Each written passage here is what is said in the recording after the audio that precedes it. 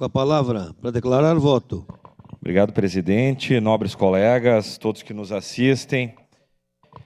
Aqui nós estamos debatendo a questão, foi levantada a questão do aborto e gostaria de chamar a atenção dos nossos colegas, porque não é vamos dizer assim, a matéria da moção.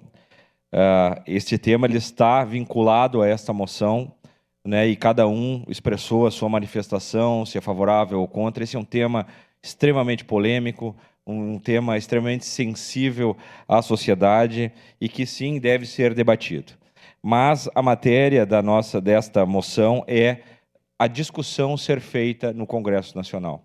Então, para a gente delimitar, né, a nossa discussão, que nós não vamos discutir aborto, nós não vamos discutir pena de morte, nós não vamos discutir temas polêmicos, e sim dizer que o Congresso Nacional é que deve discutir este tema. Então, nesse sentido, tinha levantado justamente esse pedido de vistas aí para a gente poder debater internamente, para poder esclarecer que não estamos votando o aborto em si, e sim apoiando o Congresso Nacional a discutir essa matéria. Por esse motivo, presidente, voto favorável à moção. Obrigado.